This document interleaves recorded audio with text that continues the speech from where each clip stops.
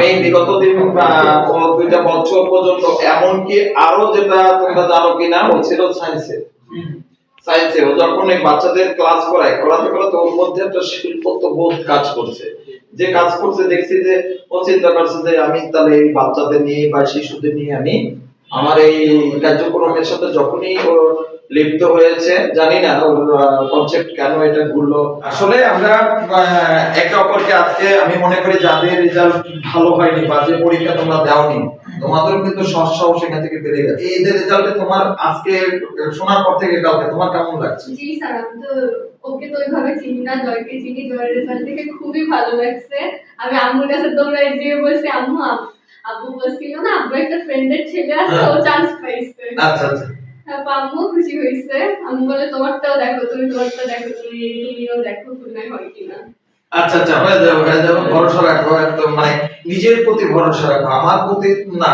মানে আসলে কেউ কাউকে চান্স পাওয়াতে পারে না, হচ্ছে কেউ কাউকে চান্স পাওয়াতে পারে না, কিন্তু আমরা যারা শিক্ষক হিসেবে দায়িত্ব পালন করি, জাস্ট আমরা তোমাদের যে কথাগুলো বলি যে এগুলো করো না, বাট এগুলো করলে তুমি এই জায়গা থেকে আটকে যেতে পারো।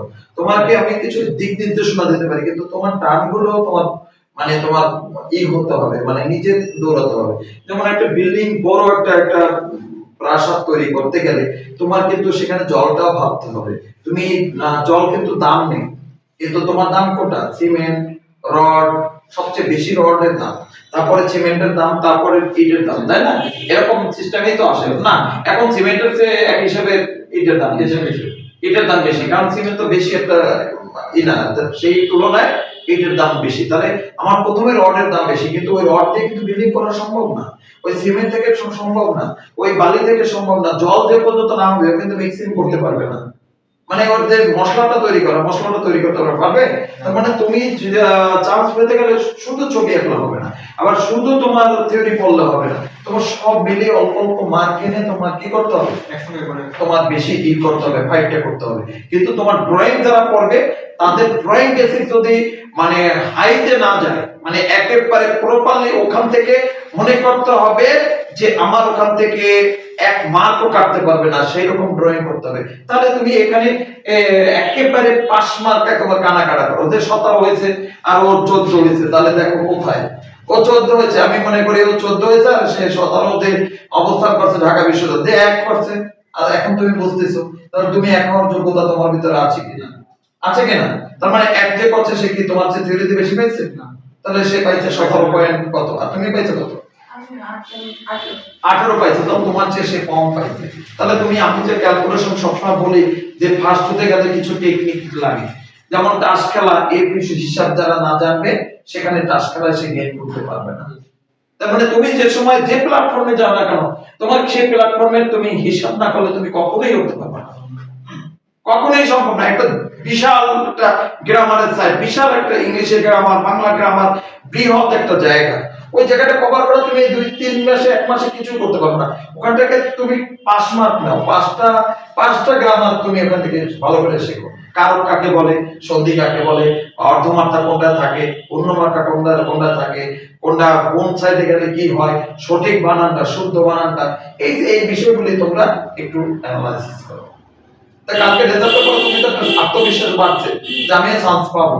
আচ্ছা, তোমার আত্মবিশ্বাস তো তুমি একটু বলো। পারবো, আমরা সবাই একসাথে পারবো, এটাই আমাদের আত্মবিশ্বাস। আমরা সবাই একসাথে আছি। আর যারা বেসিক্যালি আমি 4 জন পরীক্ষা দিচ্ছে, 2 জনের সাথে আমি কথা বলছি, এদের আগেও আমি ওদের সাথে কথা বলছি, কারণ আমি বুঝি, আমি যেহেতু সেকেন্ড টাইম আমি বুঝি তাদের অনুভূতি থাকতে পারে।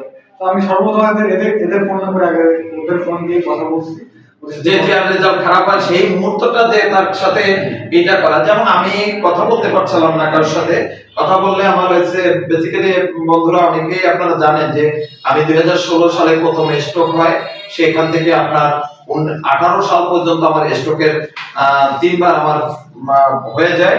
তো আমি ভ্যালোরের পেশেন্ট, সেখান থেকে যে ফাইট করছি, এদের নিয়ে যে সংগ্রাম করছি, খুলনা আর্ট একাডেমির যে হাল ধরে এখনো সেইভাবে চলমান রেখেছি, এটা আমার কাছে অনেক বড় আপনাদের আশীর্বাদের আর আমার মা বাবার আশীর্বাদে।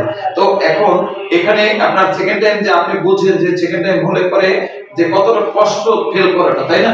কিন্তু আমি এখানে সহকারী পরিচালক আপনাদের ম্যাডামের মাধ্যমে কিন্তু তার সাথে কথা বলানোর চেষ্টা করেছি। হ্যাঁ, সে কিন্তু ওখানে যোগাযোগ করেছে। তোর এর সাথে আমি একবার কথা বলেছিলাম রোল নাম্বার নিয়ে, আবার বলছি যে তুমি চিন্তা করো না, কিন্তু এটাও তোর এর সাথে আমি বলেছি, কিন্তু পূজার সাথে ম্যাডামের কথা হয়েছে। তো এই যে তুমিও সেকেন্ড টাইম আর একজন সেকেন্ড টাইম, তোমাদের তো আত্মবিশ্বাস বাড়ছে যে আমাদের চারজনে দুইজন আর্টসে দেয়, তো অন্য বিশ্ববিদ্যালয়ে আমাদেরটাও হয়ে যাবে কিনা। তাই মোহনার যে কথাটা আমরা আসলে মোহনার কাছে আগের ভিডিওতে জানা হয়নি যে সে সায়েন্সের ব্যাকগ্রাউন্ডে ছিল, হঠাৎ করে সে আর্টসে চলে আসছে, এই ফাইন আর্টসে পড়বে। আমি শুনে অবাক হয়ে গেছি, মানে মানে কি করে তুই এটা করলি? কয় স্যার এটা করা যায়। মানে আমি বলছি করা যায় মানে কিভাবে করা যায়, মানে আমি কিন্তু জানতাম না। তাও মানে পরীক্ষার মানে মহিলা 4-5 মাস 6 মাস আগে মোটামুটি একদম পরীক্ষার কাছাকাছি সময় সে যাই মানে আর্টসে চলে গেছে। তাহলে আর্টসে স্যার আমি তো চারুকলা করবো, তাহলে আমি তো ইতে করবো না, আপনি অত আমি চাপ নেবো না, আমি তো চারুকলায় করবো। তাহলে আর্টসে দিয়ে যখন চারুকলায় যাওয়া যায়, তাহলে আমি কেন ওই সায়েন্সের অতগুলো সাবজেক্ট নিয়ে আমি কেন ফাইট করবো? এই চিন্তা ভাবনা করে তোমার কি কনসেপ্ট আসলো যে চারুকলা তোমার হঠাৎ করে পড়তে হবে? মানে ছোটবেলা থেকে যেহেতু এখন আর্ট একাডেমির সাথে মানে সম্পৃক্ত, দেখতাম ছোটবেলা থেকে যে অনেক ভাইরা আপুরা আসতো, এসে ছবি আঁকতো, তাদের মধ্যে অ্যাস্থেটিক ভাব থাকতো, আমার ভালো লাগতো। আর ছোটবেলা থেকে টুকটাক ছবি আঁকতাম। তারপরে আমার ছোট বোনকে যখন আর্ট একাডেমিতে নিয়ে আসি শেখানোর জন্য, তারপরে স্যার একদিন বললো যে তুই তো হচ্ছে টুকটাক পারিস, তার যদি সময় থাকে যে শুক্রবার শনিবার একটু সময় থাকে। আমি বললাম ঠিক আছে স্যার, শুক্রবার শনিবার আসবো। তারপরে বাচ্চাদের সাথে একটু কমিউনিকেট করলাম, তখন আরো বেশি মানে আর্টের প্রতি একটু আগ্রহ বাড়লো। ছোটবেলা থেকে ইচ্ছা ছিল আর্টিস্ট হওয়ার, কিন্তু মানে অত তো বুঝতাম না যে কি। তারপরে এখানে যখন এই হচ্ছে বাচ্চাদেরকে টাইম দিই, তারপরে আস্তে আস্তে কনসেপ্ট আরো ভালো। তা আমি হচ্ছে সায়েন্সে ছিলাম, এসএসসি ইন্টার দুইটাতেই সায়েন্স দিতে, ইন্টারে দেড় বছর সায়েন্সে থাকার পর আমি আর্টস নেই, কারণ হচ্ছে মানে আমি জানতাম যে পরে হচ্ছে সায়েন্স থেকে আর্টসে আসা যায়। তা যেহেতু সায়েন্সের থেকে হচ্ছে চারুকলায় পড়া একটু টাফ, সেহেতু মানে আমি ভাবলাম যেহেতু গ্রুপ চেঞ্জ করা যায়, সেহেতু আমি এত মানে মানে কোনো প্রেশার নিব না। এই জন্য হচ্ছে আমি আর্টসে চলে আসি, যে যেন একটু চারুকলার প্রতি একটু টাইম বেশি দিতে পারি। এই জন্য আসলে সায়েন্স থেকে আর্টসে আসি। আপনারা শুনলেন যে তার যে সাবজেক্ট পরিবর্তন করে সে চারুকলায় চলে আসছে কেন। এটা তার শিশুদের প্রতি যে তার কিছুটা ভালোবাসা, শিশুদের প্রতি যে তার কাজ করার পরে তার যে এই সাবজেক্টের প্রতি তার যে ভালো লাগা সৃষ্টি হয়েছে, সেই ভালো লাগা সৃষ্টি থেকে আজকে তার জীবনের স্বপ্নকে গড়ে নিয়েছে। আমি আশাবাদী যে সে খুব ভালো একটা সুনাম অর্জন করবে। তো আপনারা যারা বাকি স্টুডেন্ট আছে সকলের জন্য শুভকামনা করবেন। আর যেন সে আমার আশা পূরণ করতে পারেনি, কারণ 25 হয়েছে তো সমস্যা না, যদি ফার্স্ট হইতো আমি মানে খুবই মানে আমার পড়ানোর যে দীর্ঘদিনের যে 2-3টা ব্যাচে আমরা ফার্স্ট হতে পারিনি, এটা যে কষ্টটা ছিল সেই কষ্টটা মনে হয় আপনার দূর হয়ে যেত। তো আপনারা সবাই আশীর্বাদ করবেন, পরবর্তী যে এক্সামগুলো আছে আশা করি সেখানে আরো ভালো কিছু এরা সফলতা নিয়ে আসবে, এমনটাই প্রত্যাশা রেখে সকলের কাছে আমরা আশীর্বাদ চেয়ে প্রতিষ্ঠানের পক্ষ থেকে আমি সকলকে ধন্যবাদ জানিয়ে আজকের 10 ডিসেম্বর 2025 রোজ বুধবার এই ভিডিও এই মুহূর্তটি, সুন্দর মুহূর্তটি আমরা ধারণ